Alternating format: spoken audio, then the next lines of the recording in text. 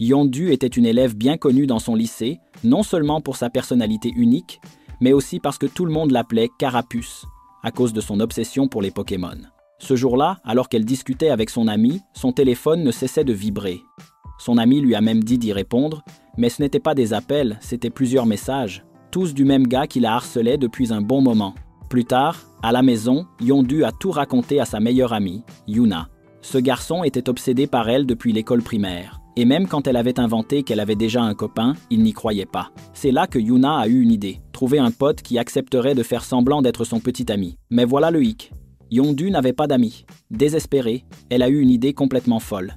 Elle a trouvé une photo au hasard d'un inconnu sur les réseaux et l'a postée en story en disant que c'était son mec. Le lendemain, en arrivant au lycée, elle a vite remarqué que tout le monde la regardait bizarrement. Sans comprendre ce qui se passait, son ami est arrivé en hurlant, lui demandant si elle avait perdu la tête. Parce que sur la photo, elle avait publié un cliché de personne d'autre que Ryunyo. Et c'est pile à ce moment-là que Ryunyo est entré dans la classe avec son groupe d'amis. L'un d'eux a appelé le portable de Yondu.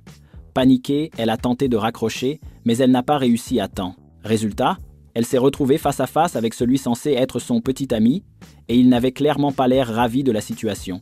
Quand Ryunyo s'est approché, Yondu a tenté de s'excuser en disant qu'elle ne savait même pas qui il était, mais il lui a juste demandé de le suivre. Elle était hyper stressée, mais heureusement, le prof est arrivé à ce moment-là et a interrompu la scène. Ryunyo a vite improvisé en disant qu'il voulait juste lui emprunter un cahier, mais qu'il avait trop honte de le demander devant tout le monde.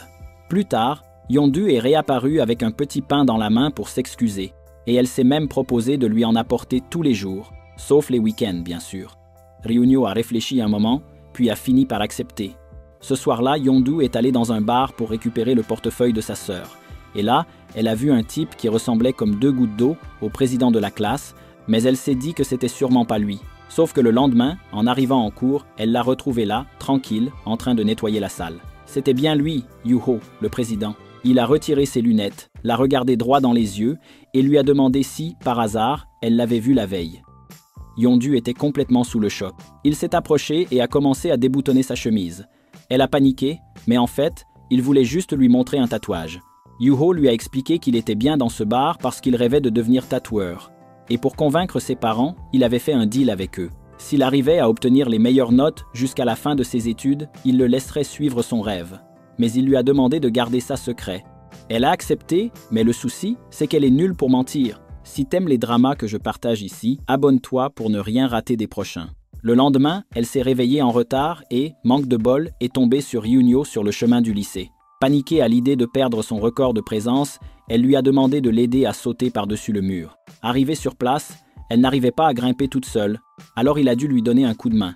À la fin, ils ont tapé dans les mains pour fêter ça, et ce petit geste a laissé Ryunyo avec une drôle de sensation au fond du cœur. Plus tard, Yondu a perdu son sac et n'avait plus ses livres pour le cours. En la voyant désespérée, Ryunyo lui a prêté les siens, mais il a fini par se faire punir parce qu'il s'était endormi en classe. Ensuite, Yondu a parlé avec Yuho en disant que Ryunyo était compliqué à gérer et lui a fait promettre de ne rien répéter. Ce qu'elle ne savait pas, c'est que Ryunyo avait tout entendu. Et rien qu'à voir la tête qu'il a faite, on sentait bien qu'il était blessé. Ce même jour, Yondu a passé pas mal de temps avec Yuho et les rumeurs ont vite commencé à circuler. La rumeur disait qu'elle sortait avec 2 garçons en même temps. Et ça a rendu Ryu Seol, une amie proche de Ryunyo, complètement furieuse. Peu après, Ryunyo s'est pointé avec les cheveux teints et a rendu le sac de Yondu. Mais on voyait bien qu'il était blessé. Il a totalement ignoré la présence de Yuho. Après un match de foot, quand Yondu a proposé de l'eau au président, Ryunyo l'a prise des mains en lançant « Le petit ami passe d'abord ». Serait-ce de la jalousie? Plus tard, quand l'ami de Yondu est rentré chez elle, Ryu Seol est apparu. Elle a balancé ses 4 vérités à Yondu, lui disant qu'elle ne ferait jamais partie du groupe et qu'elle devait arrêter de jouer avec les sentiments de Ryunyo. Mais Yondu ne s'est pas laissé faire. Elle a répondu du tac au tac. Toute contente d'avoir tenu tête, elle est partie avec le sourire, jusqu'à ce qu'un inconnu l'arrête en chemin. Ce gars mystérieux, c'était Jinsu, celui qui bombardait son téléphone de messages depuis des jours. Même après qu'elle lui ait dit qu'elle avait un copain, il n'en démordait pas. Ce jour-là, il a carrément essayé de l'entraîner de force. Heureusement, Yuna est arrivée pile au bon moment. Elle n'a pas hésité une seconde. Elle l'a menacé d'appeler son père, qui est flic, et de l'accuser de harcèlement. C'est comme ça qu'elle a réussi à éloigner Jinsu et à protéger Yondu. Juste après, Ryunyo est arrivé et a raccompagné Yondu chez elle. À ce moment-là, il a compris pourquoi elle avait posté sa photo sur les réseaux. Et il en a profité pour lui demander ce qu'il se passait vraiment entre elle et Yoo-ho. Yondu a été clair, ils n'étaient que des amis. Ce qui est bien, c'est qu'après tout ça, Ryunyo a arrêté de la voir comme une étrangère. Il a commencé à la considérer comme une vraie amie. Le lendemain, pendant un match à l'école, Ryu Seol a encore montré sa jalousie. Tout le monde voulait être près de Yondu, et elle a balancé le ballon droit dans la tête de la fille. Mais son plan a fait un gros flop. Tout le monde a critiqué son attitude. Quelques jours plus tard, pendant un cours, Yondu s'est évanouie. Quand elle s'est réveillée, elle était à côté de Yoo-ho, qui lui a expliqué que c'était à cause d'une carence alimentaire. Il se trouve qu'elle suivait un régime, bouleversée par les remarques méchantes de Ryu Seol. Yoo-ho a essayé de lui remonter le moral en lui montrant ses dessins de tatouage, et il lui a parlé d'une amie à lui qui vivait la même chose. Elle n'aimait pas attirer l'attention.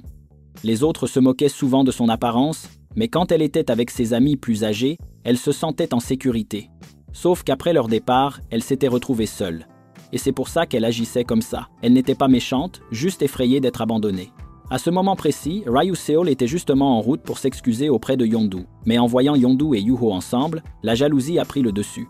Elle n'a rien dit et a simplement fait demi-tour. Plus tard, Ryunyo s'est approché de Yondu pour lui demander si elle allait bien. Gêné, il a fait comme si c'était juste à cause du pain qu'elle lui apportait tous les jours. Yondu lui a souri et s'est rapproché pour ajuster la cravate de son uniforme. Ce petit geste tout simple a suffi à faire battre le cœur de Ryunyo plus fort. Un peu perdu, il lui a proposé d'aller manger quelque chose, visiblement inquiet pour sa santé. Pendant que Yondu l'attendait à la sortie, elle a remarqué que les potes de Jinsu rôdaient dans les parages, prêts à l'encercler. Mais pile à ce moment-là, Yoo-ho est apparu, lui a pris la main et l'a entraîné loin de là, aussi vite que possible. Avec l'aide de Yuna, ils ont réussi à s'éclipser, au moins pour cette fois. Un peu plus tard, Yondu est tombé nez à nez avec Jinsu lui-même. Elle a essayé de s'en sortir en disant que ses parents étaient à la maison, mais il savait que c'était un mensonge. Il la surveillait depuis des jours. Il est devenu encore plus agressif, répétant qu'il voulait sortir avec elle malgré tous ses refus. Par chance, Ryunyo était justement en route pour lui apporter à manger, et il est arrivé pile à temps. Mais il s'est fait attaquer par l'un des potes de Jinsu et s'est pris une vraie raclée. Affolé, Yondu a attrapé une pierre pour se défendre, et c'est là que tout a basculé. Le gars qui frappait Ryunyo s'est soudain retourné contre Jinsu en disant qu'il en avait marre d'être l'esclave de qui que ce soit. Le week-end suivant, Yondu est allé chez Ryunyo pour s'occuper de lui à cause de sa blessure au bras. Elle lui a lavé les cheveux, préparé à manger et petit à petit, ils se sont encore plus rapprochés. Le soir, en rentrant, Ryunyo l'a appelé super inquiet. Il ne voulait pas qu'il lui arrive quelque chose et lui a même proposé d'acheter un vrai spray au poivre pour pouvoir mieux se défendre. Un autre soir, alors que Yondu étudiait encore au lycée, elle a eu une petite conversation avec Yoo-ho avant de lui dire au revoir. Juste avant de partir, elle a reçu un message de lui. Il avait laissé un parapluie dans son casier, parce qu'il pensait qu'il allait pleuvoir. Toute contente, elle est allée le chercher. Mais juste au moment où elle l'a pris, Ryuseo est apparu. Elle a balancé plein de trucs méchants et a même montré un message où Yoo-ho disait que ce parapluie, c'était en fait pour elle. Yondu s'est senti brisé.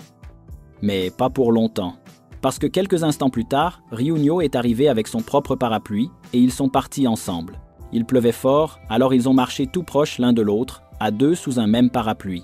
Pendant ce temps, Yoo-ho sortait d'un bar et a vu Ryuseo en train de parler avec Jinsu. Furieux, il l'a confronté et l'a accusé d'avoir donné la nouvelle adresse de Yondu.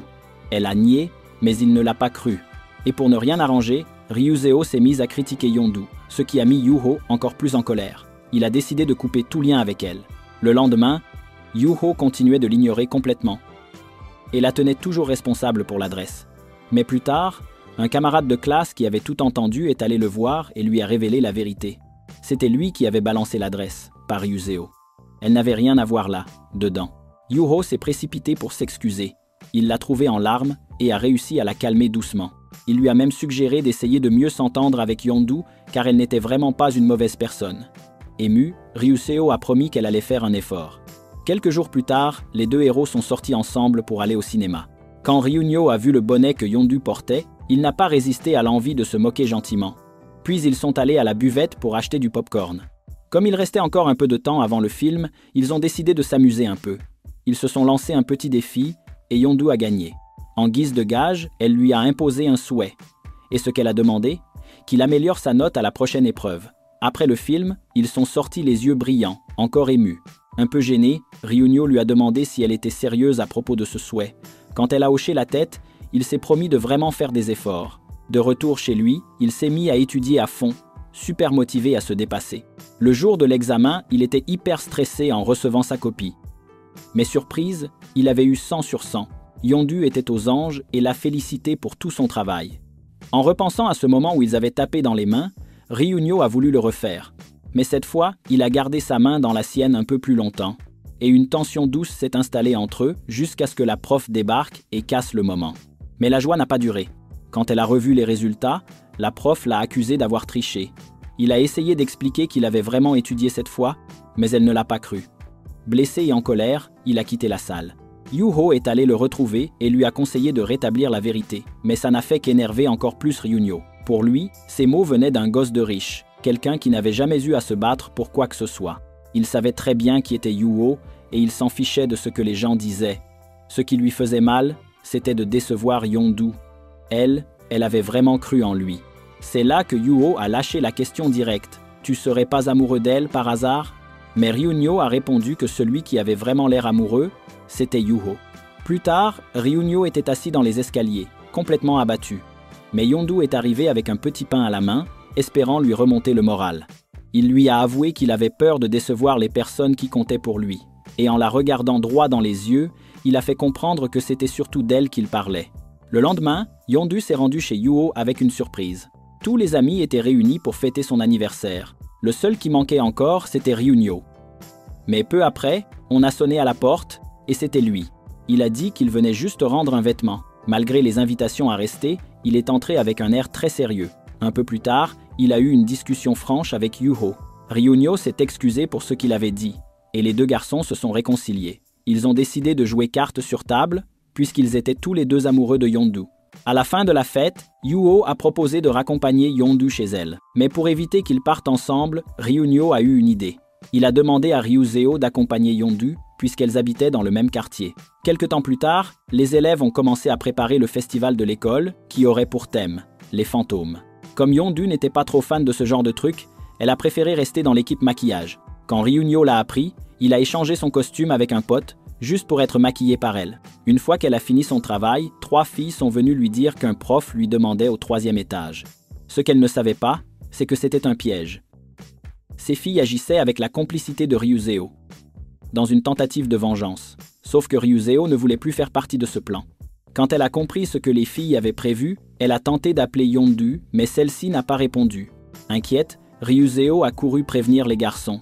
Ils sont partis en courant à sa recherche. C'est Ryunyo qui a réussi à la retrouver, enfermée dans une salle sombre, morte de peur. Il a essayé de la calmer et ils ont commencé à discuter. Comme ils étaient coincés dans la pièce, Ryunyo en a profité pour se confier. Il lui a dit qu'il l'aimait. Yondu a été surprise et lui a rappelé à quel point il avait été en colère au début, quand elle avait prétendu qu'il était son petit ami. Ryunyo a reconnu qu'il ne comprenait même pas comment tout ça était arrivé, mais que maintenant c'était différent. Puis, soudainement gêné, il a voulu partir en vitesse, comme s'il avait peur de se prendre un râteau. Mais Yondu l'a retenu par la main et lui a demandé s'il lui faisait confiance. Il a répondu oui, sans la moindre hésitation. Un mois plus tard, on voyait bien que Ryunyo avait changé. Il bossait à fond et s'était fixé un objectif, réussir à entrer dans la même université que Yondu. Et heureusement, elle le soutenait à fond. Dans un moment marquant, il s'est levé en plein cours et a demandé à voix haute s'ils étaient vraiment en couple. Il a mis tout le monde en émoi avec son style romantique. Yondu l'a regardé et lui a souri. Et c'est ainsi, main dans la main avec leurs amis, qu'ils ont avancé ensemble, prêts à affronter cette nouvelle étape de la vie, plein de rêves et impatients de vivre de nouvelles expériences.